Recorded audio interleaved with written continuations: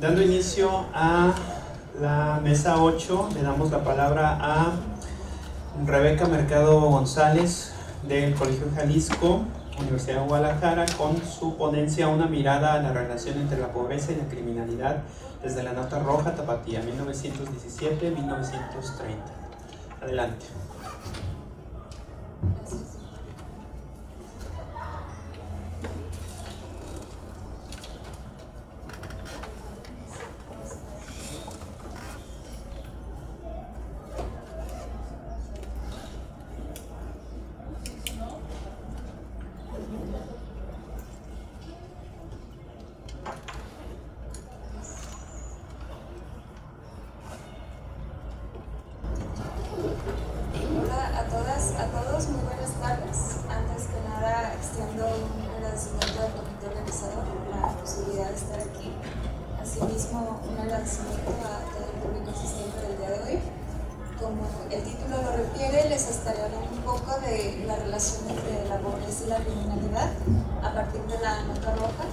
Durante el periodo de la posrevolución es algo que he estado trabajando para mi tema de tesis, espero que les sea interesante. Antes que nada, pues hay que precisar un poco sobre la Nota Roja, que se inserta en la prensa en esta transición de la modernidad al final del siglo XIX y principio del siglo XX. Y uno de los factores que se señalan diferentes autores, como Alberto del Castillo, es la participación del reportero en la creación de las noticias. De esta manera, el reportero es aquel que rastreaba los acontecimientos en todos los ámbitos del territorio urbano y al presentarlos generaba una nueva mirada sobre el aspecto social en tirajes masivos. Es decir, que las noticias que presentaba el reportero, la línea editorial, tenía mucho que ver con la construcción de la realidad de estos personajes. En este periodismo moderno, o llamado periodismo comercial o periodismo industrial, comenzaron a figurar los hechos de sangre, la crónica roja, o bien la llamada Nota Roja, en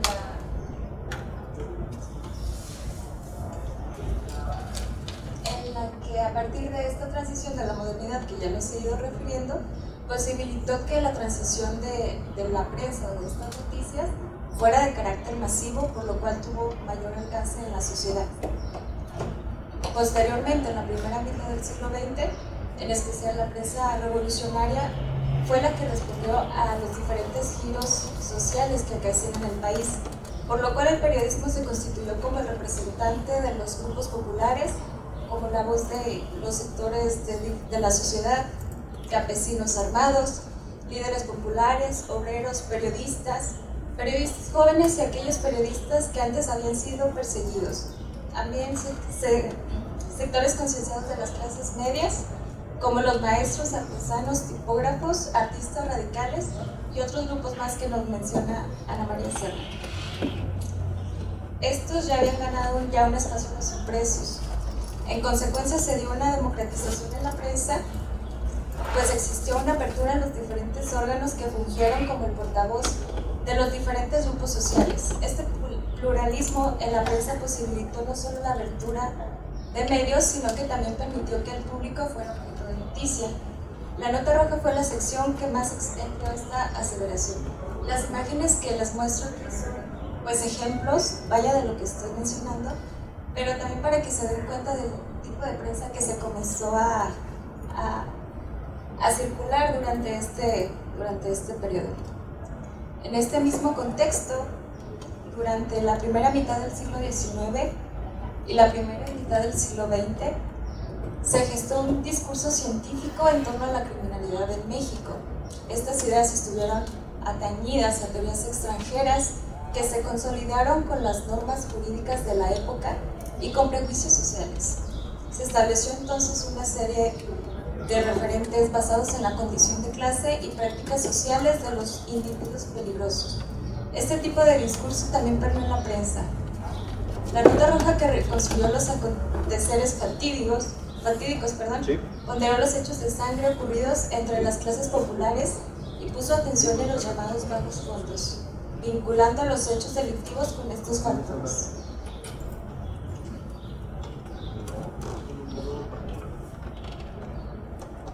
Las asociaciones presentes en la nota roja sobre la pobreza y la criminalidad fueron varias, pues desde una frontera discursiva hubo una separación de clases aunado a los hechos delictivos. En la crónica roja se ponderaron los sucesos sensacionalistas, que en muchos de los casos los miembros de las clases populares fueron sus protagonistas, desde ladrones, rijosos y asesinos. En esta ponencia yo preferí enfocarme más en los sucesos que estuvieron relacionados con la pobreza y el alcoholismo. Bueno, los ejemplos también tienen que ver con estas cuestiones de hechos de sangre que estuvieron relacionados principalmente a estas prácticas que les menciono, pues ya que eran relacionadas íntimamente desde la prensa o desde los ideales, los imaginarios que se construyeron durante la época. Pues el alcoholismo era uno de los principales enemigos de la sociedad. No solo iba en contra del nuevo hombre que se iba constituyendo desde la revolución y posteriormente, sino que también era sinónimo de retroceso para las clases populares, pues se consideraba que ese vicio estaba arraigado en las clases trabajadoras.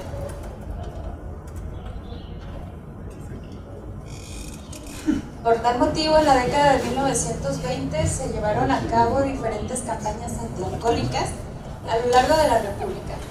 En el caso de Guadalajara se estableció que las mujeres no podían estar dentro de las cantinas, ni bebiendo ni sirviendo las mismas.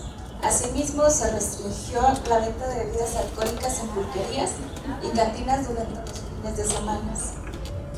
A partir de estos planteamientos, se considera que el alcoholismo tiene una relación estrecha con la clase humilde y el delito.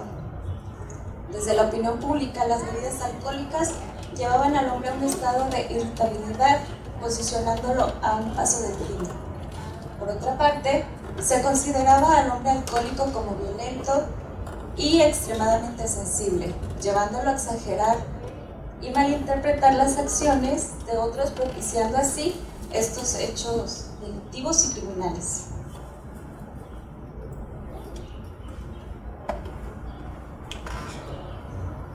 Cuando nos encontramos con la crónica roja, referente a estos problemas de seguridad, se resaltan delitos, crímenes, pero también estos estaban aunados al consumo del alcohol. Vemos una relación estrecha, como ya lo he mencionado, que se construye desde la redacción de los periódicos. Les voy a narrar un ejemplo de noticia. El alcohol, terrible azote de las clases populares. Sumó a su lista de víctimas a Antonio García, cuya vida estaba entenebrecida por el vicio de la embriaguez. Vemos también que este discurso no estaba alejado de los preceptos antes señalados, en los cuales se estableció que el alcohol era el enemigo de la clase trabajadora. Otro ejemplo. Siguen el vino y las pasiones bajas, rindiendo su saldo de tragedia y sangre en las esferas humildes de la sociedad. Una riña entre panaderos ocurrió fuera de la cantina La Parrecita, ubicada en la zona de San Juan de Dios. Este tipo de noticias fueron constantes en el diario, en la que se refería que este tipo de sucesos ocurrían en los sectores populares. Narro otro ejemplo. Una vulgar tragedia de esas que con más frecuencia se registran, pues son causadas por el alcohol y el púrito de hacérsela de valiente. Estos hechos de sangre aportan elementos para reforzar la configuración de los bajos fondos de la ciudad, enfocándose en las cantinas, pulquerías y lugares donde proliferaba el consumo del alcohol. En estos lugares, de acuerdo con Dominic Khalifa, predominaba la existencia de miseria y alcohol, donde la decadencia de mezcla con la inmoralidad, la desgracia y el crimen. Otro ejemplo. Otra vez en la cantina de San Juan de Dios, Isabel Tavares fue herido por Rafael Ontiveros en el Basilón, cantina situada por el barrio. Isabel Tavares y su hijo Enseño, ambos trabajadores de una de las haciendas de la periferia, entraron a la taberna con timidez y azoramiento característicos de los pueblerinos. Asistieron a este centro de diversión que gozan de las simpatías de las clases populares.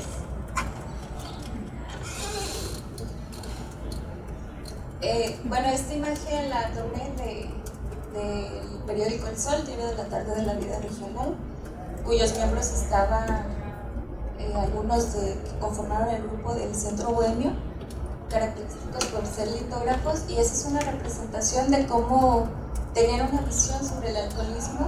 Ahí vemos como un gendarme está sacando a un borracho de una cantina, se recortó la imagen, pero se ve un poco también el fondo y hace alusión a que, sí, también, que lo están sacando de allí. Esta es otra imagen que la quise señalar para ver un contraste de las representaciones visuales que podemos ver en este tipo de caricaturas, vaya. Esa es una noticia de una mujer que se metieron a su casa y la apuñalaron, pero desde el encabezado señalan que era una respetada vecina del centro de Guadalajara, pero pues vemos una distinción desde su vestimenta. También dentro de su casa, como vemos el armario grande, y vemos el contraste con esta otra imagen de una riña de campesino. Es un campesino con un obrero. Igual también se señala que es pues de noche, también están fuera de una cantina, ubicando a, pues como ya lo he mencionado, ¿no?, la relación que tienen estos personas dentro de los sectores populares que propiciaban o que recurrían más bien a estos centros de vicio. Pues ya cerrando entonces, podemos ver que el alcoholismo y la criminalidad fueron un problema social durante la primera mitad del siglo XX a partir del sustento de estudios científicos como la tipificación de los criminales y las medidas eugenistas. El Estado legitimó las acciones represivas en contra de la embriaguez y la producción de estos enervantes. Se consideraba necesaria la intervención del régimen para modificar las prácticas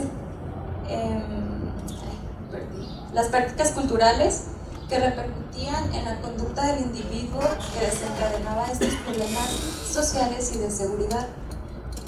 Dentro de la Nota Roja, esta fue la encargada de materializar la realidad que estaba en este momento, lo cotidiano de la sociedad, que era el crimen, el delito y la violencia. La popularidad y aceptación de la Nota Roja fue a partir del contenido textual, así como las imágenes que acompañaban los textos, y por otra parte las noticias simplificadas y la riqueza de información que conllevaba cada una.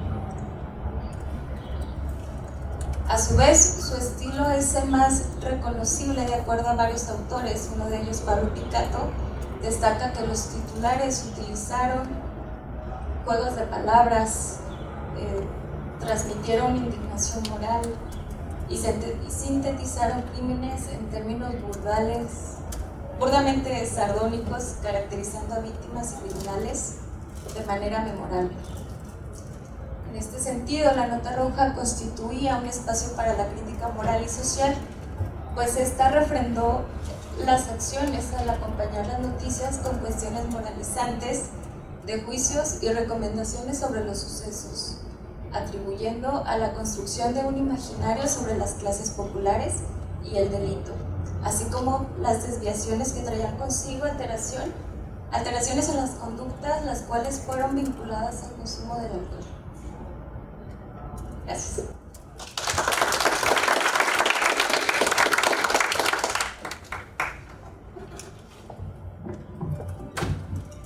Muy bien, muchas gracias a Rebeca por la presentación. A continuación me voy a dar la palabra, entonces voy a pedirle aquí al doctor Miguel Isaí si modera con todo el rigor del tiempo que tenemos ya encima.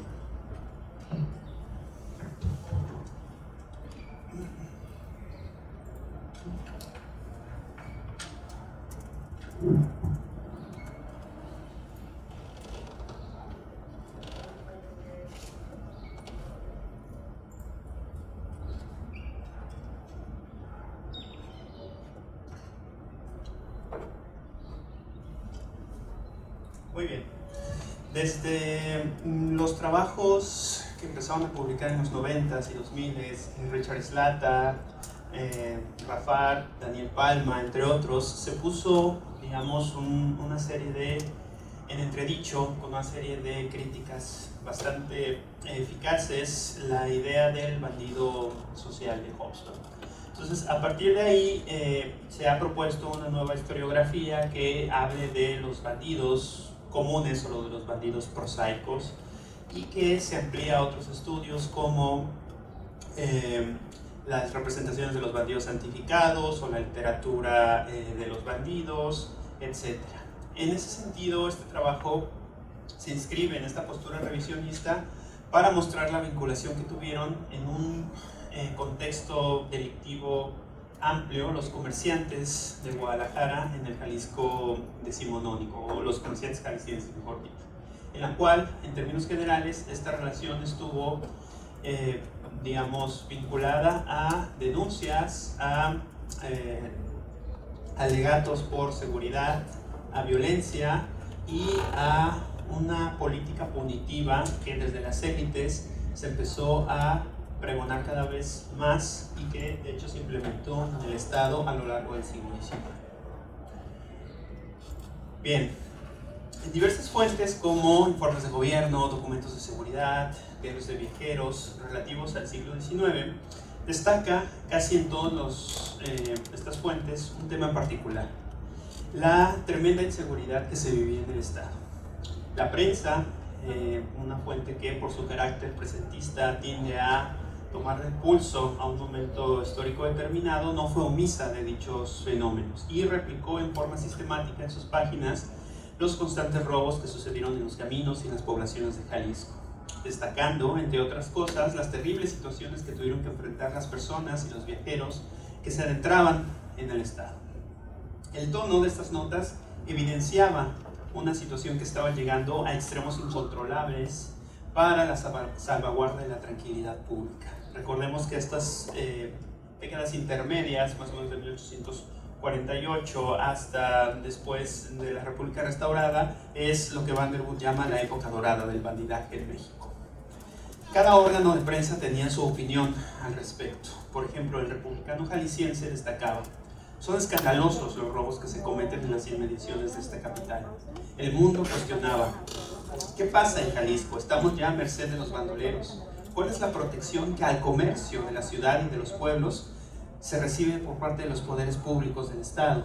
¿Estamos ya reducidos a nuestros privados esfuerzos? La Armonía Social reportaba: no cesan de escucharse lamentables narraciones de crímenes campeando en caminos, en los suburbios de la capital, en sus paseos y en sus hogares.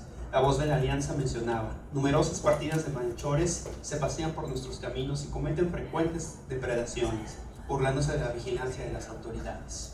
El DN publicaba que la situación de Jalisco, debido en parte a la actividad de los bandoleros, era ya un cuadro nublado de desolación y de tristeza. Por último, El País mencionaba: con profunda indignación se ve la procacidad con la cual los malhechores habían llegado hoy a extremos jamás experimentados, los cuales, reunidos en gruesas gavillas, se atreven ya al asalto y saqueo de poblaciones enteras. Como se observa, el diagnóstico que dan todos estos órganos es desfavorable y poco alentador. Existía un número de robos que excedía el límite y por lo tanto llamaba la atención de los periódicos de la época. Si bien un robo aislado carecía de importancia en términos políticos, el conjunto de cientos de ellos constituía una práctica que cuestionaba la autoridad y el Estado mismo. En ese sentido, las preguntas que se lanzaron en estos textos no fueron inocuas, sino centrales. Si el gobierno no podía hacer nada al respecto y la seguridad debía recaer en los ciudadanos, entonces, ¿cuál era la razón de ser del gobierno? En otro momento, también se cuestionaba: entonces, ¿para qué estamos pagando impuestos si no se nos está dando seguridad? También llama la atención que muchos de los reclamos de la prensa iban en relación con la protección al comercio. Se preocupaba por las pérdidas materiales que en términos comerciales tenían los comerciantes. La idea era proteger la propiedad privada. Aparte de denunciar en esta opinión pública que eran los órganos de los grupos potentados, en la práctica cotidiana, es decir, en el ejercicio de la justicia, los comerciantes y empresarios estaban también dispuestos a colaborar con la justicia para establecer procesos judiciales contra los ladrones. No fue aislado el dueño de comercio o el dueño de una empresa que iba y asistía, declaraba y era parte de todo el proceso para que lograra el ladrón ser castigado. Por ejemplo, hacia 1856 la fábrica textil de Bellavista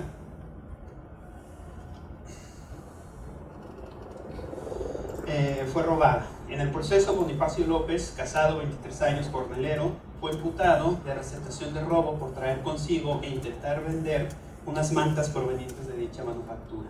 López afirmaba que en realidad las había comprado a un tal Luis Martínez, trabajador de la fábrica. Lo interesante fue que en el proceso se involucró el director de Bellavista, el señor Santiago Stephens, quien junto con su subordinado Bernardino Ornelas afirmaron que efectivamente se habían percatado que en la fábrica existían sustracciones de mercancía a pequeña escala, es decir, el robo hormiga. Ambos sospechaban de López, ya que había sido trabajador de la fábrica, pero había sido despedido por sus conductas, ya que cuando era obrero escondía mantas en las calderas de las fábricas y después solicitaba entrar al edificio a deshoras para extraerlas. En esa ocasión el director mandó investigar a López y descubrió que vendía manta de Bellavista en Guadalajara. Para Stephens, el robo hormiga constituía algo común y de hecho estimaba que las pérdidas de cifras constituían en su conjunto los 500 pesos anuales. Por supuesto, es plausible pensar que esta práctica tan común, tomando como cierta la aseveración de Stephens, suponía la existencia de un mercado de venta asegurado. Es decir, en estos centros urbanos seguramente había personas que aceptaban adquirir productos robados por un importe menor. Sin la demanda garantizada, es difícil pensar que los ladrones tomaran el riesgo de la sustracción subrepticia, especialmente porque se exponían a perder su empleo. La literatura bandolera destaca que los comerciantes viajaban en grupos para protegerse, que iban armados y que eran muy cautelosos de lugares donde los gavilleros podían esconderse para llevar a cabo sus empresas delictivas.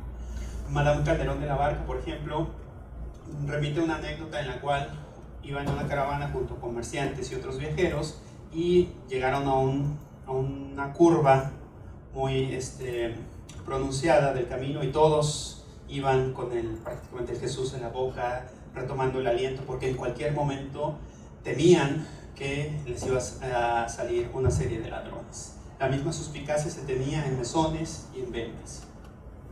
A pesar de que los ladrones podían llevar a cabo sustracciones exiguas, como los robos famélicos, los robos por comida, lo cierto es que las gavillas iban tras la riqueza. No sorprende entonces que, según un muestreo de alrededor de 350 expedientes judiciales durante la época, fueran Lagos y Guadalajara los sitios donde se llevaron a cabo la mayor cantidad de robos, de acuerdo a un muestreo documental. Se consideraban botines jugosos el ganado, el dinero, la ropa, el vino y las alhajas. Las gavillas, con una organización flexible y temporal, iban tras de ellas. Por ejemplo, hacia 1853 una gavilla de 50 hombres asaltó el mineral de Ostotaquillo, población que por su actividad extractiva contaba con un comercio importante, así como un movimiento de plata significativo. Ambos eran aspectos deseables para los ladrones. Fue alrededor de las 5 de la tarde del 12 de enero cuando la banda llegó a la villa. El robo fue masivo y hubo numerosos testigos que declararon, cada uno en su experiencia de cómo se llevaron sucesivamente numerosos robos. El expediente alcanzó las 150 fojas. Cada uno de los personajes narrando cómo fueron robados, algunos golpeados, amenazados con carabinas y lanzas para que confesaran dónde estaba el dinero. Otra de las actividades que se hacía comúnmente en los robos a poblaciones era inmediatamente llegar a la cárcel local y liberar a los otros presos para que ayudaran en este proceso de robos masivos. En la serie de declaraciones destaca la de un residente, Marcelo Fausto, quien narró que fue amenazado por la gavilla para que colaborara diciéndoles cuál era la casa de Andrés Palacios y que no pusiera resistencia. Palacios era el administrador de tabacos, naipes y papel sellado en el poblado, y en ese momento se encontraba en Guadalajara comprando efectos para ese comercio. La gavilla estaba informada de la ausencia de este personaje y de que su vivienda estaba sola con mercancía y contante. Además de que de la casa de Palacios se tenía conocimiento claro de los blancos principales, la vivienda del cura, los comercios que se encontraban alrededor de la plaza principal. En una narración de los acusados, comenta que momentos antes de entrar todos al mismo tiempo a Ostotipaquillo, se repartieron los gavilleros los principales botines. Los líderes de la gavilla iban tras Palacios, tras la casa del cura, y las casas del centro. El resto de la gavilla se encontró o se les dio a asaltar las bocacalles y los arrabales, buscando cualquier objeto de valor. Al final se agrupaban, se repartían el botín y se disgregaban. Ante este panorama, los comerciantes tuvieron varias estrategias. Se contrataba seguridad para transitar caminos, o bien se pagaban los peajes que imponían para pasar ciertos vías sin ser asaltados, aunque Jaime Olvega remite que en épocas de la feria estos acuerdos se rompían y se podían ser traicionados por la misma seguridad que se contrataba. En última instancia, los comerciantes no tenían otra opción más que entrar en combate con resultados inciertos, porque, como lo afirma Vanderwood, muchos bandidos se dedicaron a esta situación después de el licenciamiento de las tropas del ejército mexicano. Ello generaba que muchos bandidos tuvieran armas, tuvieran experiencia en combate y tuvieran caballo, es decir, no eran enemigos fáciles de derrotar. Sin embargo, hay también en los expedientes situaciones en las cuales los comerciantes entraban en conflicto directo con los ladrones. Ello sucedió a José María López y Eusebio González, quienes junto con otros hombres fueron asaltados el 15 de marzo de 1853 en un punto de la jurisdicción de Zapotlanejo. El grupo iba por el camino hacia la barca para vender sus mercancías. En ese momento les salieron al paso 5 hombres armados con lanzas y carabinas. Tanto López como González portaban espadas, por lo tanto decidieron oponer resistencia. El resultado fue que el primero quedó muerto en el acto por la herida de lanza, mientras el segundo quedó muy herido, moribundo, según el expediente. Finalmente no resistió y falleció 48 horas después. La desprotección que se experimentaba en caminos, poblados y arrabales, comercios, fábricas, incluso iglesias, resulta palpable en las fuentes judiciales de la época. Los ciudadanos arrojados e impotentes se enfrentaban a los ladrones y se jugaban la vida en pos de proteger sus pertenencias. La inexistencia de presencia estatal resulta evidente en las fuentes, pues brillan por su ausencia las actividades de seguridad pública, las pesquisas e investigaciones solían ser burdas y rudimentarias, las cárceles parecían de fugas sistemáticas. En ese sentido, en el expediente, la pesquisa o la investigación que se dio por parte de primera instancia solamente fue conseguirle a un cura a González, que estaba moribundo, para que le terminara a dar los santos óleos y se terminara de morir. Es decir, nunca se buscó realmente a los ladrones. Por lo tanto, no es casualidad que ante este panorama de indefensión desde la esfera pública se pugnara por una punición más efectiva. El republicano jalisciense lo resumía de esta manera: enfermedades extraordinarias demandan esfuerzos extraordinarios, delitos horribles, penas severas. Esta frase moldeaba el carácter coyuntural de esta plaga de robos que experimentaba Jalisco. En ese momento ya se conocían las ideas de la criminología liberal o clásica de César Beccaria, que pugnaba por un castigo más humanizado. Sin embargo, en la opinión pública jalisciense, y de alguna manera impulsada por los intereses comerciales de la región, se criticaba justamente la ineptitud gubernamental y la suavidad en la cual se estaban llevando a cabo los procesos contra los ladrones, los cuales salían, en la mayoría de los casos, sin un tiempo prolongado en la cárcel. Entonces, la opinión pública giraba en torno a su atención a implementar un castigo severo. ¿De qué otro modo se podía acabar con una plaga si no es con su extinción?, preguntaba un periódico local.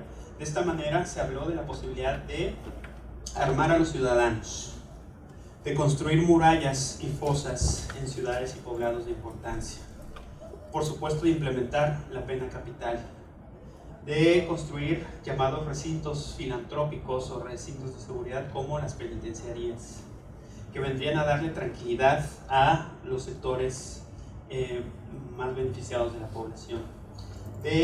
Se habló de profesionalizar cuerpos de policía para llevar a cabo una búsqueda incesante y sistemática de grupos de gavilleros. Y por último, se propuso también el exilio a tierras lejanas como Baja California para los ladrones. Muchas de estas propuestas en realidad se concretaron en la segunda mitad del siglo XIX, como la famosa Ley Tigre, que es la más draconiana del código el código penal,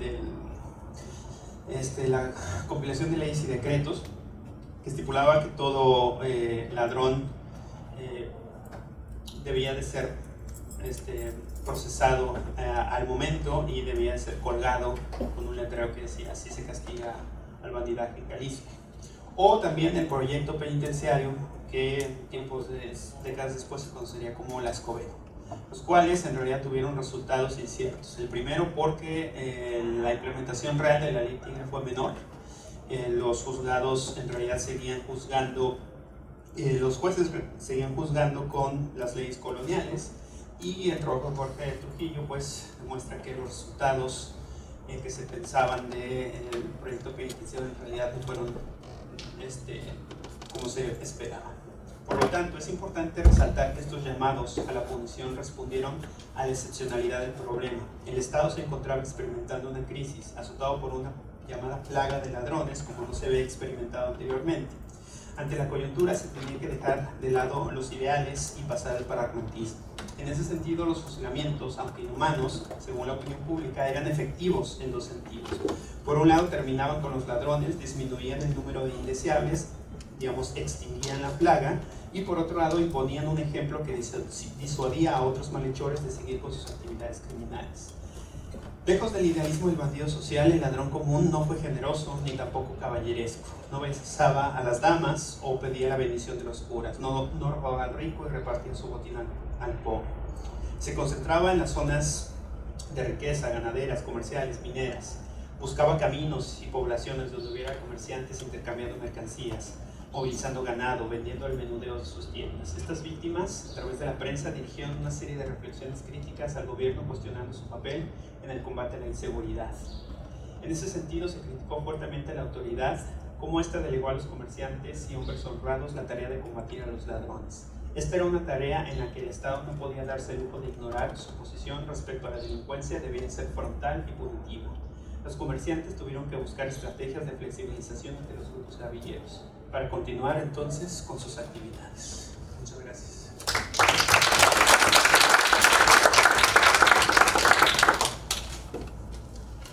Ángel Isaías Contreras, de la Universidad de Guadalajara y Ciesas Occidente, con su participación en Derecho a la Vagancia, Ociosos y Desocupados en el Discurso Parlamentario del siglo XIX.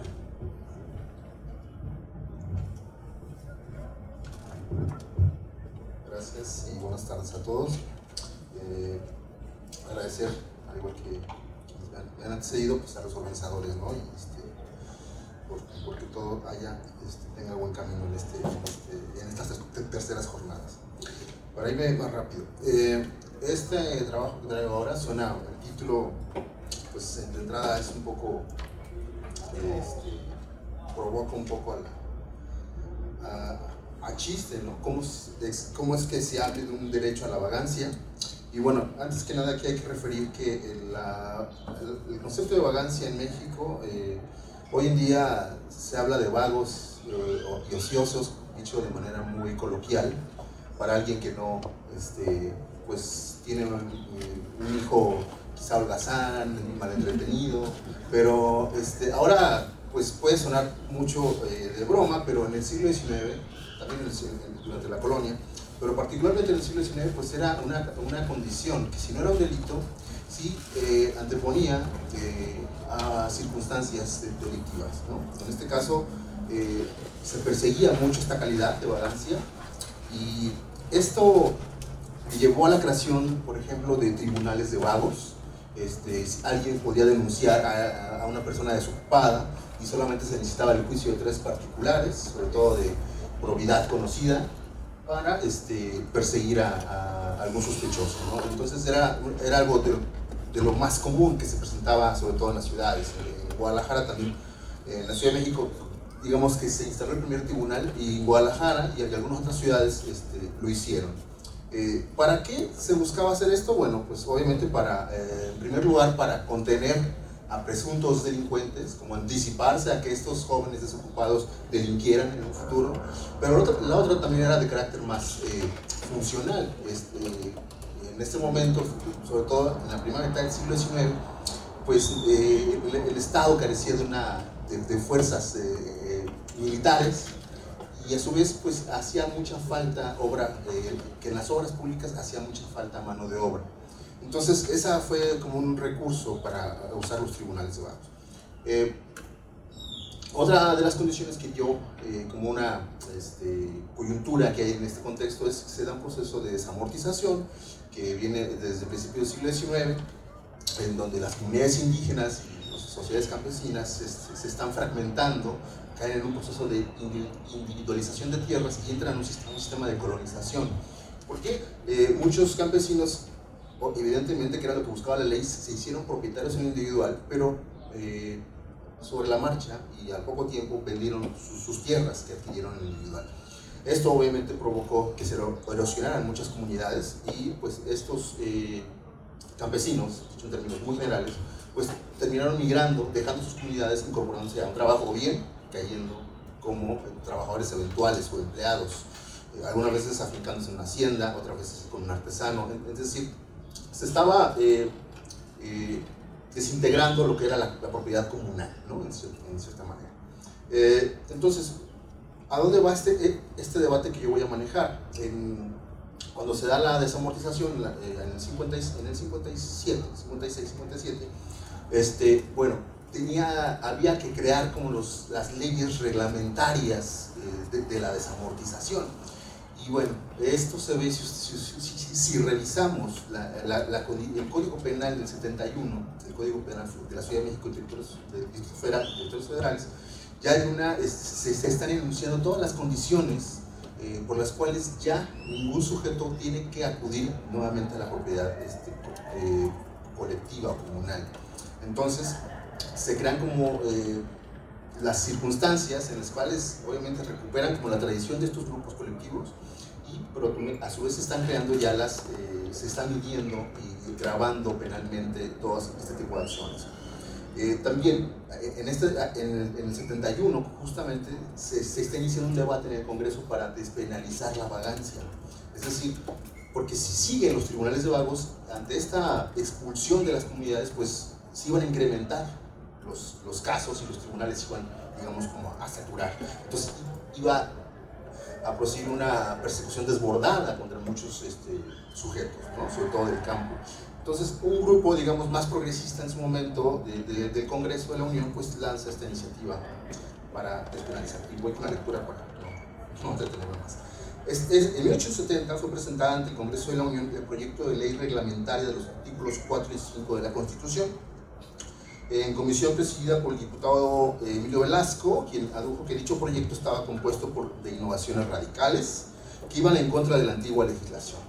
En 1870, en la sesión del 3 de enero, fue discutido el proyecto de ley, cuya exposición de motivos en lo tocante a la vagancia intentó abolir los trabajos forzosos y aplicados a los vagos, ¿no?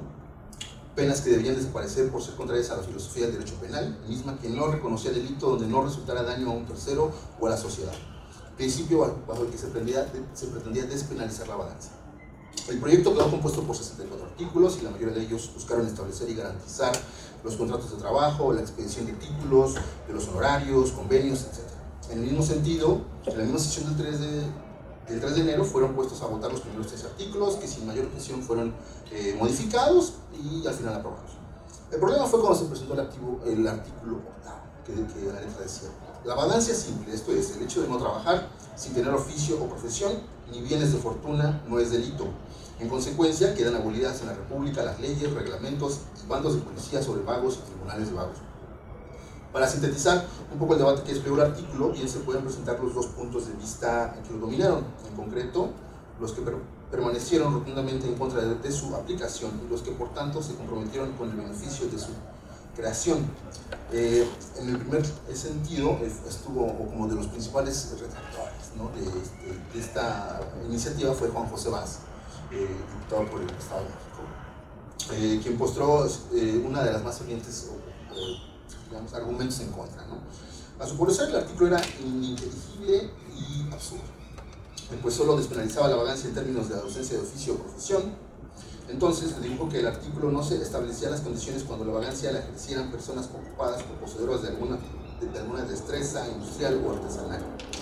Indicio, como puede verse, de su resistencia a interpretarla bajo circunstancias meramente económicas, ya que el aspecto moral cubrió la base de su discurso. Sin coincidir con el parecer de la Comisión, definió a los vagos como todos aquellos que carecían de medios de subsistencia o quienes los obtuvieran sin la virtud del trabajo. A su entender, existían tres tipos: los que no tienen oficio ni profesión, los que teniéndolos no encuentran trabajo, y finalmente los que no quieren ocuparse porque no se les antoja. De todos ellos, afirmó, a estos últimos debía obligárseles el trabajo, pues si no era un delito, bien representaba su causa. El juego, la embriaguez, dijo Juan José Vaz, la aportación de armas prohibidas, ninguno de esos es delito. Sin embargo, la ley los prohíbe y la policía está encargada de castigarlos. En el mismo sentido estaba la vagancia. Para Juan José Vaz era inadmisible lo que pretendía el proyecto, ya que en otros países donde había libertades civiles ya consolidadas, y siempre se ponía el caso de Estados Unidos, la vagancia se castigaba, se perseguía. Por igual declaró que la vagancia, cual fuera su circunstancia, ineludiblemente era un delito, pues bastaba con fijar la vista en una familia donde hay algún vago, este consume cuanto los demás procuran, llevando el desorden y la inquietud a la casa por su falta de ocupación, y se roba cuanto encuentra, porque el vago siempre es ladrón. Una vez esto, el vago tendría que ser castigado, pero advirtió que esa era precisamente la función de la policía, prevenir los crímenes, porque la sociedad no ganaría nada con castigarlos, con lo que gana es con que no se cometan. Su rechazo al artículo fue, al final de cuentas, categórico. Por principio, Vaz concibió a la vagancia automáticamente como un entretenimiento inmoral. Expuesto esto, advirtió que México no podía rebelarse con la creación de nuevas legislaciones, incluso imperceptibles en otras naciones. Si se aprobase este artículo, dijo, daríamos el escándalo al mundo, porque todos se preguntarían, ¿qué nación es aquella donde se permite que el hombre no trabaje?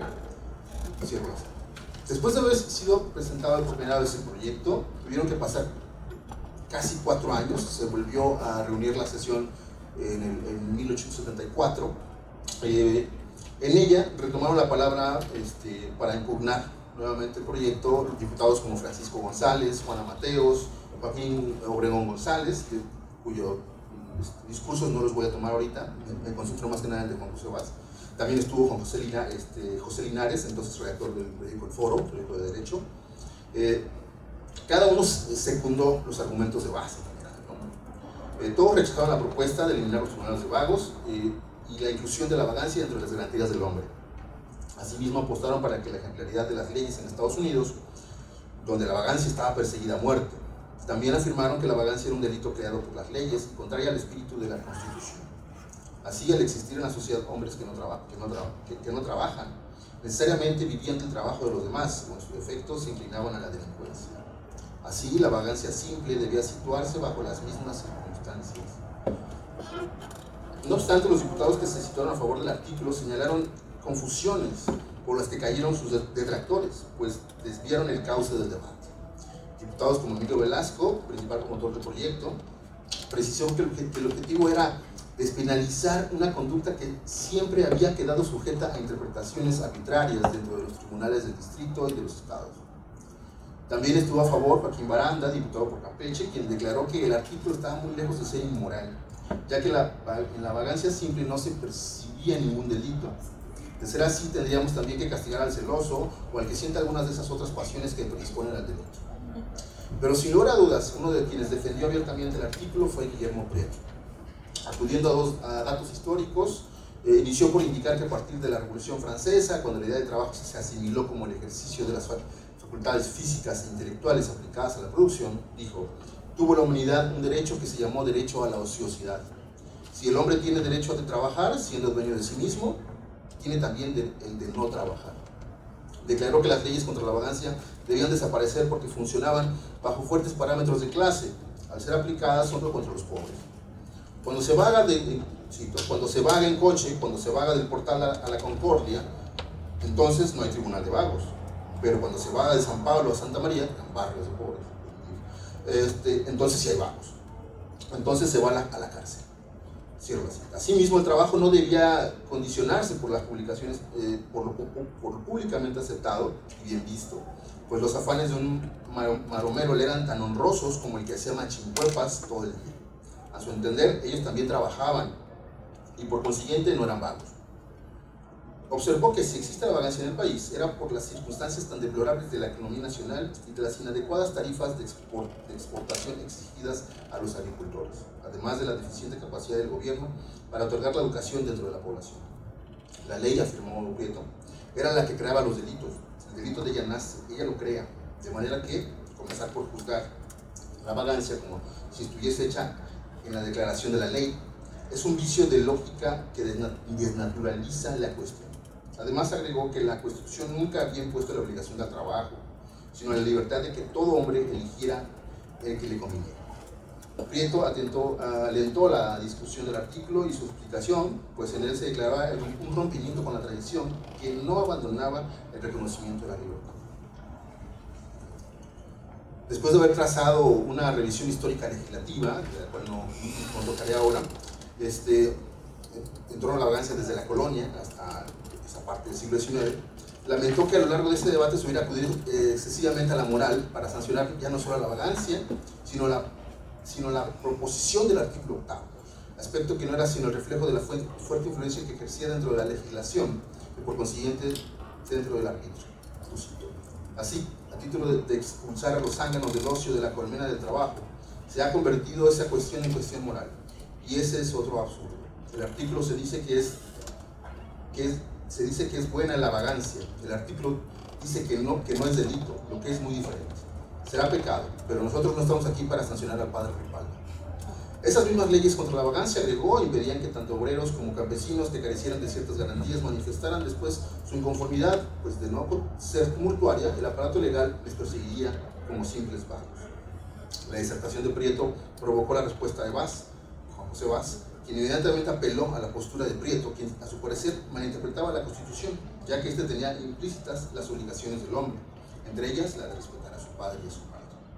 Y en el mismo lugar estaba el debate del deber de trabajar. Por igual negó que el mantenimiento del castigo contra la vagancia persistiera en lo que se aplicó durante la colonia a cada hombre a trabajar según su color y clase. Pero los temores de Juan José Vaz eran más profundos. Al declarar que el socialismo se estaba refiriendo al gobierno popular de la Comuna de París, que estaba recién crecida, sería la consecuencia de despenalizar la vagancia, sistema al que aspiraban, según dijo, todos los que querían dinero sin trabajar. Estos son los que van a la comuna, los que quieren la comunidad de intereses, es porque no los tienen propios. Esto parece que es algo muy presente todavía. Pasando por alto la definición del diccionario ofrecida por Prieto, cuando habla sobre la vagancia, Vaz consiguió el modo honesto de vivir como una conducta valorada, nuevamente bajo parámetros morales. La honestidad en su sentido ascético, dijo, significa cuidarse de no cometer acciones que pueden dañar el pudor individual. Este es el verdadero sentido de las palabras modo honesto de vivir. A final de cuentas, el artículo no fue aprobado. La mayoría optó por revisarlo y al final rechazarlo, ¿no? Tampoco el reglamento se aprobó.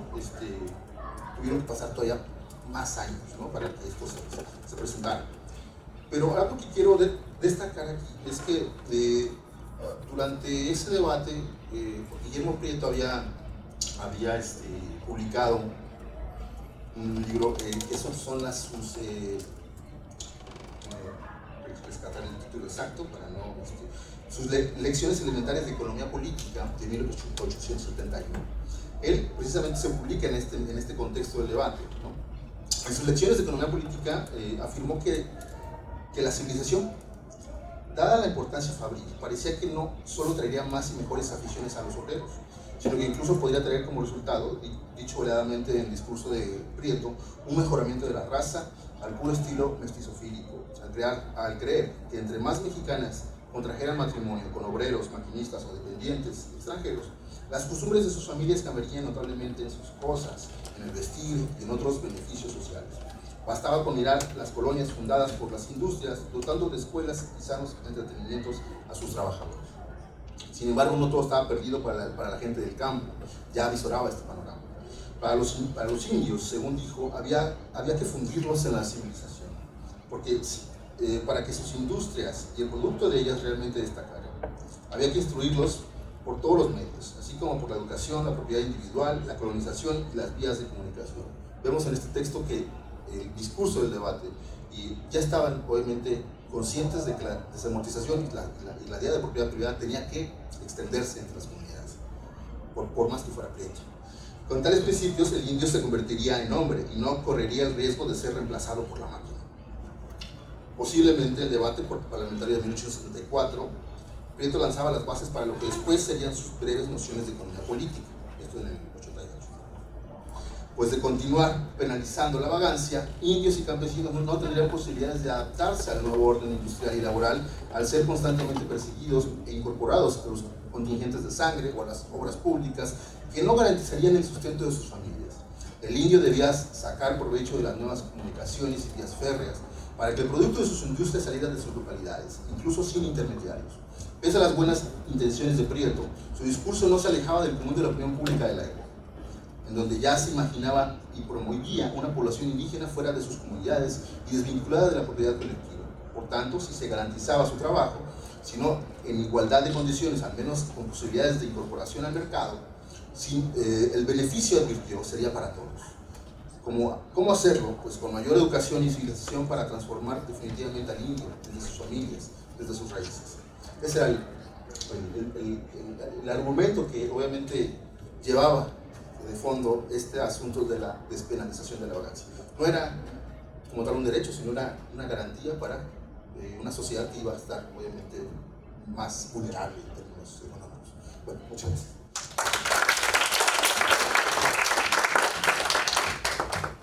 Muchas gracias. Con su participación, versiones interdisciplinarias, trabajar el concepto de hereje desde la cultura y la economía.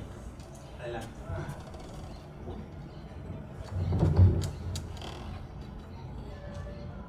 Buenas tardes, quiero agradecer a los organizadores por la oportunidad de estar aquí y a ustedes también por su asistencia. Bueno, también quiero decir que no estoy muy segura, y más después de la presentación del libro de ayer, no estoy muy segura de que esta ponencia tenga lugar en una mesa sobre criminalidad y movimientos sociales, pues se trata de una reflexión teórico-metodológica en términos más generales, como lo podrán ver desde su título. Sin embargo, bueno, fue algo que comentamos dentro del cuerpo académico, es lo que vengo haciendo. Podría haber sacado cualquier otro documento sobre la hacienda del Tarengo, sobre comercio, producción, etcétera, pero lo que quería un poco era tratar de hacer una reflexión que intenta establecer puentes entre lo que sería la historia económica y la historia de los conceptos, ¿no? Esto lo hace uno de los iniciadores de esta línea de trabajo, que es Rehan Koselleck, lo hace estableciendo estos puentes entre la historia social y la historia de los conceptos. Entonces quería ver qué posibilidades o a dónde me llegaba un poco establecerlo respecto a la historia económica. Entonces, bueno, no sé si sea de agrado o de utilidad para ustedes, puedo decir que en mi caso sí lo fue, ¿no? Entonces, comenzando, esta ponencia trata de una reflexión teórica y metodológica sobre la investigación histórica y poco menos del hereje, ese sujeto que constituyó un tipo de criminal creado y perseguido por las instituciones propias del cristianismo, tanto en el viejo como en el nuevo mundo. Así, en este texto abordo el concepto de hereje a manera de ejemplo para mostrar que a pesar de una aparente distancia entre la historia de los conceptos y la historia económica, es pertinente analizar de mejor manera ciertos fenómenos sociales en el pasado. El ejercicio se justifica pues al querer poner a prueba las virtudes de la mirada interdisciplinaria, ¿no? Como lo hace en sí la historia económica, que funde dos tipos de conocimientos y formas de abordarlos, que sería el de la economía y el de la historia, ¿no? ¿Qué sería de la economía? Sería la reflexión histórica. Se parte entonces de la pertinencia de la interdisciplinariedad para mejor comprensión de los fenómenos sociales, y me parece que esto es una manera, como lo propondría Wallenstein, sobre impensar las ciencias sociales, ¿no?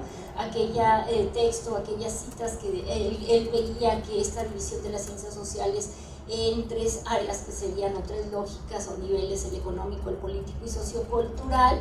Él decía que esta triada se encuentra en medio del camino obstaculizando nuestro progreso intelectual, ¿no? Decía, estoy convencido de que este acertijo, más que ningún otro, es el que debe preocuparnos, y que impensar esta metáfora resulta esencial para reconstruir las ciencias sociales. Bueno, un poco en este sentido, ¿cuáles son los puentes que pudiera establecerse? yo quiero decir, esto no viene nada más de una reflexión teórica, sino de mi investigación también empírica sobre el concepto mismo de hereje, que me llevó a señalar estos puentes, ¿no? Entonces yo dividí esta exposición en dos partes, una que tendría que ver cómo abona, cómo se beneficia la historia económica a partir de la historia conceptual, y en el segundo momento es cómo la historia conceptual pues está estrechamente relacionada para ciertos temas con la historia económica.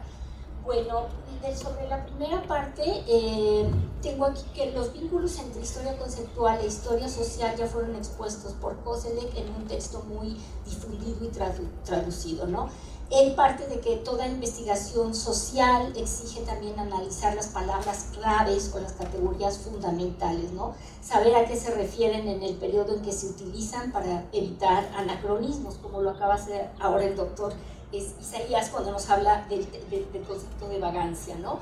Pero la historia conceptual me parece que va más allá. Nos advierte que en algunas palabras son conceptos y como tales se cargan de sentidos distintos en tiempos porque son polisémicas, y este hecho de ser polisémicas les da un poder, ¿no? Les da, porque se cargan pues de lo que se quiera.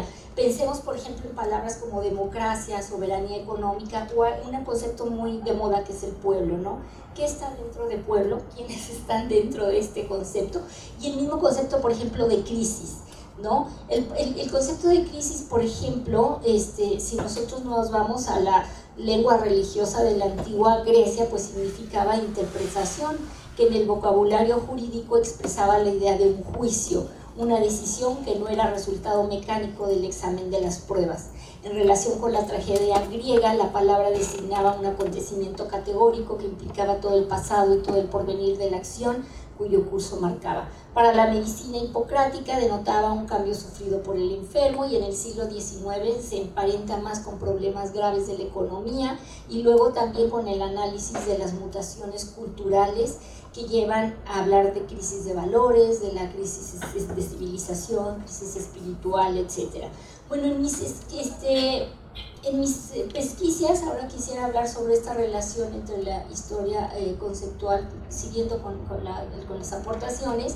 Algunos conceptos parecen más propicios para este ejercicio, especialmente cuando ya no son exclusivos de un análisis puramente cuantitativo y parecen tener una connotación también de tipo cualitativo más complejo, ¿no? Pensemos también, por ejemplo, en el concepto capitalismo, que lo utilizamos constantemente. Pero la historia de los conceptos nos dice también otro tipo de asuntos que me parecen importantes para su manejo.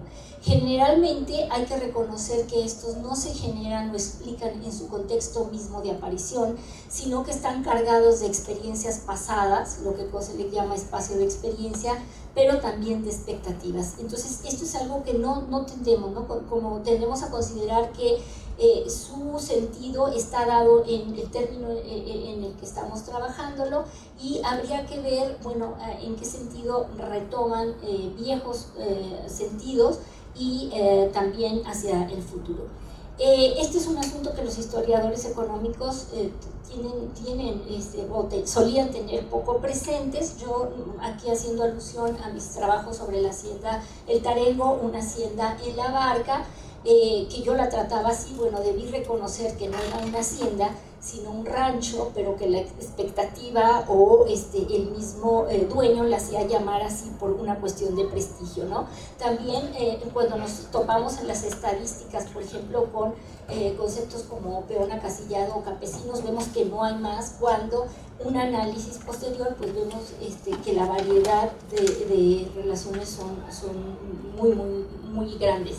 Un elemento importante que ofrece la historia conceptual también es reflexionar estos conceptos en lo que se llaman constelaciones de concepto, que esto también me parece otra aportación, es decir, una relación, cuando cambia uno, cómo van cambiando los demás. Por ejemplo, estos cambios del concepto mismo de vagancia, ¿no? Que tendría que estar en movimiento porque otros se van cambiando. Otro, por ejemplo, bueno, el mismo de ganancia, ¿no? Que sabemos que esta última puede referir a una ganancia comercial o propiamente venida del proceso de producción, y entonces estaríamos hablando de cuestiones diferentes. Bueno, el tercer punto es cómo requiere la historia económica, cómo la historia conceptual requiere de la historia económica. La distancia parece insalvable. Estamos ante una propuesta que impone una importancia desmedida a las palabras, al papel de la comunicación, y en el que el papel de las prácticas pareciera secundaria. Pero mis indagaciones, porque ahora que estoy más metida en la historia, en estas cuestiones de la comunicación, a mí me llegan a ser sorprendentes. Por ejemplo, Niklas Luhmann, que tiene habla de que la sociedad es de comunicación y que hay sistemas de comunicación, precisamente habla de la importancia de lo que tiene que ver la economía, ¿no? Son códigos importantísimos que están involucrados o asimilados, dice. Bueno, aquí no voy a abundar sobre esto, nada más quisiera resaltar cómo en un asunto tan alejado de la historia económica se propone que pues estos códigos interiorizados de códigos económicos son determinantes también en la acción social. Por otro lado, tenemos conceptos que parecen totalmente alejados del ámbito de la economía y que precisamente la historia conceptual nos ofrece elementos para saber que esto no es así. Es el caso, por ejemplo, de Hereje, ¿no? Trabajo en un proyecto sobre religión y política y nivel conceptos. La herejía y el hereje son construcciones del capitalismo y de la Iglesia Católica para designar a quienes, siendo católicos, contradijeron el dogma, ¿no? Con pertinacia o ignorancia. Bueno, lo que encontramos es un uso social del vocablo que lo lleva a otros ámbitos, es decir, nace en esta debates en las altas sedes, en las altas jerarquías. Sin embargo, es un vocablo que se socializa y que va a aparecer denotando otro tipo de sentidos, ¿no? Y en algunas de ellas involucran un conocimiento que se genera en la historia económica. Pensemos simplemente cuando Ginsburg habla sobre las brujas y los herejes o de los campesinos. Bueno, por ahí él lo que habla es como hay una persecución, por ejemplo, de los judíos conversos, porque eran los que tenían capital, ¿no? Entonces, la denotación de hereje no tiene que ver con el concepto en sí original, sino que es un uso, se le da un uso porque conviene darlo. En otro tipo, por ejemplo, cuando hago la investigación para la Nueva España y después con Colombia, tengo un artículo con un colombiano que encontramos que en Cartagena, por ejemplo, estas prácticas, las prácticas paganas de los indígenas, etcétera, no son catalogadas como heréticas. Sin embargo, la de los sectores pudientes de la sociedad, sí, ¿no? Entonces, ahí también hay un factor importante económico que estaría tras esto. Esta relación entre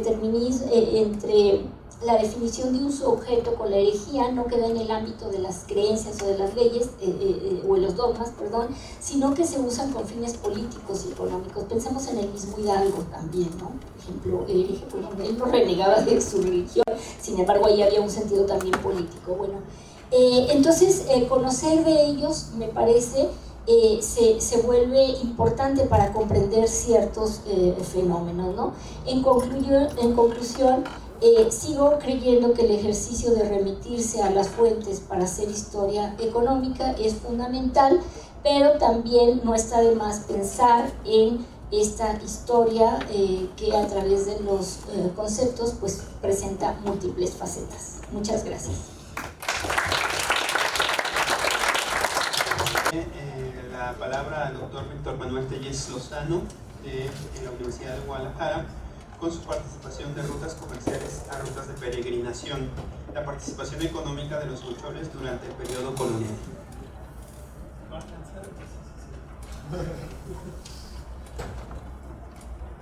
Y gracias a todos.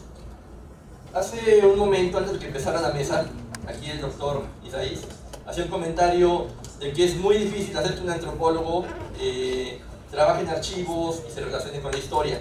Lamentablemente eso es cierto, pero especialmente con cierto tipo de antropólogos que optan más por la sincronía, ¿sí? El estudio sincrónico, pero también está dándose mucho en las escuelas de antropología cuando los profesores no provienen de la antropología misma, sino de la sociología, la economía, la filosofía. El problema aquí es que cada uno de ellos quiere ver la antropología desde su propio punto de vista. En ese caso, el desconocer la historia precisamente nos hace pensar en grupos étnicos como los huicholes, coras, tepehuanos, esos señores que llamamos a veces chichimecas de manera tan genérica, que son personajes que podemos rastrear gracias a la arqueología por un lado, pero también por la historia. En mi caso, he trabajado más con la revisión de textos ya publicados de los cronistas más importantes del occidente de México. ¿Por qué es relevante esto? Porque en algunas historiografías, algunos autores, algunas personas que se acercan de repente a estos grupos étnicos, acostumbramos verlos como grupos exóticos, aislados en su territorio, dedicados a una complicada vida ceremonial y que realizan artesanías que están enfocadas a explicar su cosmovisión, lo cual es parcialmente cierto. Si nos fijamos en esta foto, vemos un paisaje que corresponde al territorio huichol entre San Andrés Coamiata y Guadalupe Cotán. Aparentemente un paisaje prístino, si no fuera porque en la parte inferior vemos un tubo, precisamente que marca la introducción del servicio de agua, aunque de forma muy precaria. La importancia o el interés que tengo yo es precisamente ver cómo los grupos prehispánicos, los grupos indígenas, mejor dicho, tanto en el periodo prehispánico como en el periodo colonial, pues estaban involucrados en actividades económicas importantes, que sin embargo a veces desconocemos. Cuando hablamos de minería, acostumbramos a pensar en la minería introducida por los españoles, con la explotación de oro, plata y otros minerales importantes para la industria de su época. Y pensamos que los indígenas estaban alejados de esta práctica. O también que no tenían rutas de comercio. Por el contrario, sabemos que en la época prehispánica, los indígenas, tanto en Mesoamérica como en Sudamérica, practicaban la minería. Pero una minería enfocada a aquellos minerales que eran valiosos para ellos. Chachihuites, ópalos, diferentes tipos de piedras semipreciosas, ¿sí? Y que la obtención de oro y plata, si bien tenía cierta importancia económica y ceremonial, era una práctica que se realizaba solamente 3 meses al año en los ríos, en los afloramientos, ¿sí? Trabajando al estilo campesino.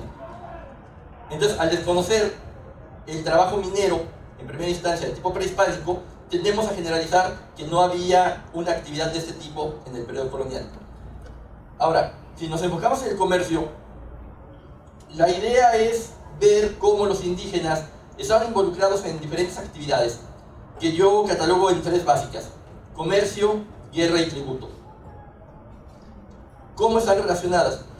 Si empezamos por las cuestiones bélicas, los indígenas huicholes, coras, tepehuanos, tepecanos, en diferentes momentos, algunos de ellos fueron tributarios de otros pueblos más importantes, más poderosos, ¿sí? Por ejemplo, de los cascanes. Al ser tributarios de diferentes grupos, tanto en la zona sierra, del actual norte Jalisco, sur Zacatecas, de los pueblos de la zona valles y de la zona costa de Nayarit, las relaciones con los pueblos en la zona de la cruz de Jalisco, Magdalena, por ejemplo, vemos que establecían red de comercio y la guerra trataba de controlar estas rutas, ¿sí? ¿Por qué era importante controlar estas rutas? Obviamente porque había productos que eran importantes en el comercio, o más bien en el intercambio mesoamericano, ¿sí? Plumas exóticas, sales de diferentes lugares, como por ejemplo sal de Sayula, ¿sí? La sal de las zonas marítimas en el puerto de San Blas, diferentes tipos de aves exóticas, de las cuales provienen las plumas, obviamente, algunos animales también que podrían considerarse como exóticos e importantes simbólicamente, debido a esta conciencia del tonal o del nahual, diferentes textiles, entre ellos el algodón sería el más importante, y por lo mismo, y el peyote, que fundamentalmente es en lo que pensaríamos muchos de nosotros, o mucha gente pensaría en el peyote exclusivamente. El peyote, si bien tiene un alto contenido ceremonial, también tenía un contenido político-económico, ¿sí? Para ser entregado a los principales cascados de la región y para que sus, hoy diríamos, chamanes, que sería un término inadecuado según yo, sus especialistas rituales obviamente se comunicaran con las deidades y con los ancestros. Entonces, si analizamos todo esto, nos damos cuenta de que estos señores estaban involucrados en complejas redes de obtención y redistribución de los productos. Redistribución en dos sentidos, a través de los tianguis, los intercambios comerciales con diferentes pueblos, que lograban alcanzar lo que podríamos llamar un comercio de larga distancia, y también para entregar tributos en los principales cacicazgos con los cuales estaban relacionados, ¿sí? Si vemos este mapa, tenemos lo que los estudios, digamos, desde el punto de vista estructuralista, pero también de la cosmovisión mesoamericana, como si fuera un modelo inamovible, nos presentarían como el quingunce mesoamericano, ¿sí? La idea de que tenemos 4 puntos cardinales y un centro, que existe básicamente en todas las religiones mesoamericanas. Sin embargo, cuando pensamos en los huicholes y este quingunce, lo vemos como algo fijo e inalterable. Norte estaría Jaurramanaca, en el Cerro Morro de Durango. Hacia el sur tendríamos Rapaville-Meta, que sería Yaguachapala. Hacia el oriente, Viricuta, Real de 14. Y hacia el poniente, Jaramaretzie, la Piedra Blanca de San Blas. Sin embargo, si rastreamos la historia, o por lo menos las fuentes de los cronistas que nos ofrecen, encontramos que estos puntos no son fijos, sino que habría diferentes puntos conviviendo en un mismo momento. Por ejemplo, a lo largo de la zona costera en Nayarit, no solamente sería Piedra Blanca de San Blas, sino que habría varios lugares que recibirían el mismo nombre por parte de los huicholes y diferentes nombres por parte de los otros grupos étnicos que podían extenderse hasta Sinaloa. ¿Por qué sucedía esto? Precisamente porque las relaciones de cada grupo dentro de lo que hoy entenderíamos como sus comunidades, las comunidades huicholas, tenían relaciones tributarias, amistades, comercio, alianzas estratégicas con diferentes señoríos en las diferentes regiones a las cuales nos estamos refiriendo en este momento. Si nos referimos a Rapavilleme, que hoy vemos como Yaguachapala, estamos constriñendo lo que fueron varios puntos que también tenían el mismo lugar. Por ejemplo, la Laguna de Magdalena, hoy casi inexistente, sería un lugar importante para el intercambio prehispánico por las minas y el trabajo precisamente de la obsidiana. Y además de que las fuentes coloniales nos dicen que había un importante tianguis en esta zona, donde algunos grupos de huicholes venían a intercambiar productos. Pero también lo hacían en la zona de Talpa y Mascota, ¿sí? En la zona de Sayula y también, obviamente, en Chapala. ¿Qué pasa? Cuando las presiones externas desaparecen la Laguna de Magdalena y también se dan presiones por parte de los habitantes de la región después de la época cristera, que ven a los huicholes como adoradores de Satanás, los huicholes empiezan a abandonar diferentes puntos por estas presiones y se van a concentrar en Chapala. Por eso hoy los vemos exclusivamente en este lugar.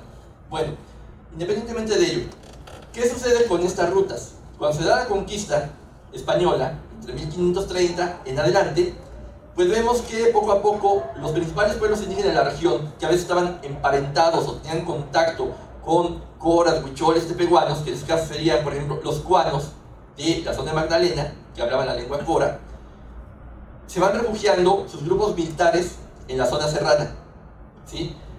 Y la importancia del comercio prehispánico, de la obtención de productos estratégicos prehispánicos, se va colapsando poco a poco.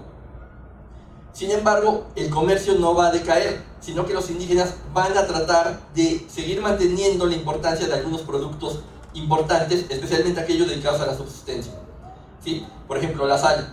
La sal le servía a los huicholes o a todos los grupos étnicos, ¿para qué? Para darle sabor a la comida, para ser un fijador de tintes, ¿sí? Para la ropa. También sirve para salar la comida, para que resista más tiempo, se conserve. Pero con la llegada de los españoles va a tener otro valor importante. Luego vamos a usar obviamente para la alimentación, pero también para el azogue en la minería y también para mantener el ganado en buenas condiciones. Entonces es uno de los productos que se van a mantener dentro de las rutas de comercio, pero van a tener ciertas modificaciones. Bueno, ¿a qué voy con esto? Precisamente que, y algo que no debemos olvidar, los indígenas del Gran Ayar, los indígenas cascanes que van a sobrevivir de alguna manera, los grupos que van a ser conquistados, son los grupos que originalmente están usando rutas de comercio que eran transitadas a pie. Otro pequeño problema con la versión, digamos, un poco hispanófila de la historia de esta región. Pensamos que con ellos llegan y se crean los caminos. Más bien se reutilizan los antiguos caminos y se van adaptando para el paso de remudas, caballos, carretas, bueyes que los jalan, etc. ¿Sí? Entonces no hay realmente una creación de, sino una adaptación de las antiguas rutas comerciales de los indígenas. Ahora, si hablamos en términos de tributación, hay una cuestión importante. Parte de los tributos, aparte de bienes exóticos, también eran cuestiones tan materiales o tan cotidianas como guaraches, escudos, rodelas, arcos y flechas. ¿Por qué? Precisamente para mantener las guerras, que en algunos casos eran guerras floridas para obtener víctimas, pero también eran guerras para mantener el control sobre territorios específicos y obviamente para defenderse de los españoles. Conforme se van adentrando los españoles, van conquistando los alrededores del Gran Ayar, muchas de estas ofrendas que hoy vemos como un elemento místico cambian su contenido, su tamaño y su contenido. Un escudo de un tamaño razonable para contener un golpe de un macahuil, ¿sí? Unos guaraches para usar cotidianamente, un arco y una flecha van a reducir su tamaño gradualmente. Para finales del siglo XIX, principios del XX, con Lumhoff, Miguel y Porroy, tenemos referencia de esto, cómo estos elementos van disminuyendo su tamaño. ¿Por qué? Precisamente porque dejan de ser elementos de tributo a señoríos que mantienen la guerra y el control sobre ciertas rutas para convertirse en ofrendas ceremoniales. Esto debido a que precisamente los señoríos regionales van perdiendo su importancia política ceremonial que tuvieron en la época prehispánica y colonial temprana para convertirse solamente en elementos simbólicos, elementos ceremoniales, ¿sí? ¿A qué nos lleva todo esto? Que las antiguas rutas por las cuales transitaron los huicholes, cuaras y tepehuanos, perfecto, ¿sí?, dejan de tener su sentido propiamente económico y se convierten en rutas ceremoniales.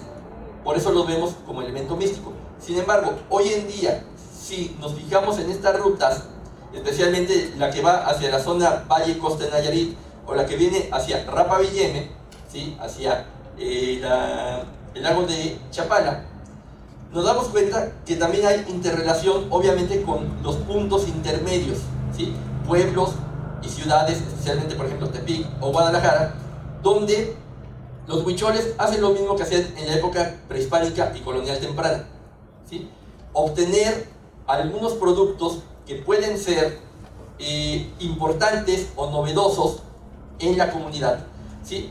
Si nos vamos a la historia, podemos ver que aún durante el periodo colonial trabajaban en las zonas de cultivo de chile, frijol, maíz, ¿sí?, en la zona costera de Nayarit, y muchos de esos productos que ellos solamente cultivaban en temporal, pues era posible llevarlos a la sierra nuevamente, ¿sí?, llevarlos a la sierra, ¿para qué? Para mantener su vida cotidiana. Y también para ir adquiriendo nuevos elementos, por ejemplo, herramientas, ¿sí?, o más adelante lo que son elementos básicos para la elaboración de artesanías, por ejemplo, estambres, chaquiras, cera, incluso triplay para hacer las tablas decoradas que vemos con los artesanos huicholes y que son muy llamativas, pero que también van cambiando su significado de elementos solares para el culto y ahora se convierten en elementos que se comercializan de una manera pues bastante relativamente exitosa en cuanto a que las vemos en lugares como Hermes Music, en algunas zapaterías de lujo. Si van a Plaza Patria en este momento, perdón. Creo que en París, en una estación del metro. Sí, me queda un minuto. Sí, sí. En diferentes lugares, centros comerciales los vemos, y aquí, bueno, en Juárez. Pero a lo que voy es que estos productos son muy cotizados, pero en términos reales, los artesanos que los producen no reciben necesariamente la retribución adecuada por estos trabajos. ¿Por qué? Porque exaltamos el misticismo del huichol, ¿sí?, pero no nos preocupamos porque este misticismo sea debidamente retribuido, ¿sí?, para darle a comer a su familia. En fin, ya para rematar, el texto espero sea un poquito más detallado, pero la idea es precisamente dejar de ver a los huicholes como este elemento místico, mágico, religioso, ¿sí?, o, ¿cómo dirían los Beatles? Michael Misery Tour, ¿sí?, sino verlos precisamente como personas que tienen un contexto histórico y en el cual muchas de esas actividades que nosotros vemos simplemente como místicas, pues tienen una explicación que tiene que ver con sus actividades económicas y precisamente sus relaciones político-ceremoniales con otros pueblos, que después se extendería precisamente a la población mestiza. Muchas gracias.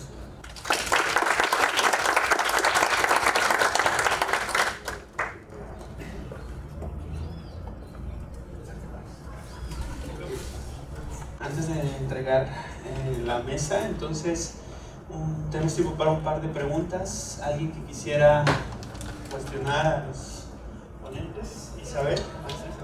Bueno, yo tengo una pregunta para Miguel,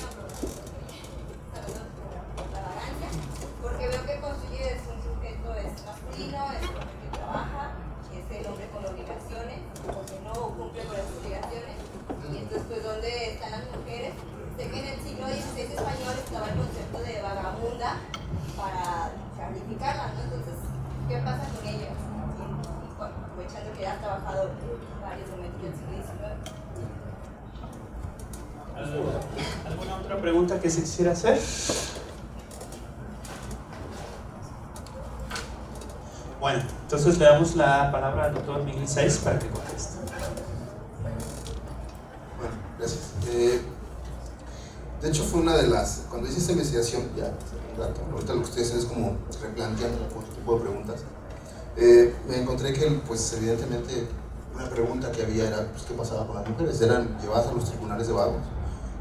Y bueno, lo que pasa, al menos en la legislación que revisé para el caso de Jalisco, en la década de los 40 del siglo XIX, pues se lanza una ley donde, bueno, más que una ley es como una advertencia, no va a haber no se van a perseguir a mujeres vagas, ¿no? ¿Por qué? Porque, bueno, está el sesgo de género, ¿no? De la ley, que la mujer, el delito de la mujer se traduce a través de otro tipo de prácticas, ¿no? Como la prostitución, la complicidad, ¿no? La retención de bienes, ¿no? X, ¿no? Entonces, obviamente yo entiendo que tú trabajas lo que es casas de recogidas y bueno, desde ahí se ve, ¿no? Que hay una distinción, ¿no? De cómo incluso procesar, castigar a las mujeres, ¿no? No van a la cárcel, van a una casa de recogidas en donde obviamente no hay tanto una condena, sino que es una reincorporación espiritual, moral de las mujeres, ¿no? De volver a formar parte de una comunidad y obviamente situarse en su lugar, ¿no? En el lugar que se le tenía establecido.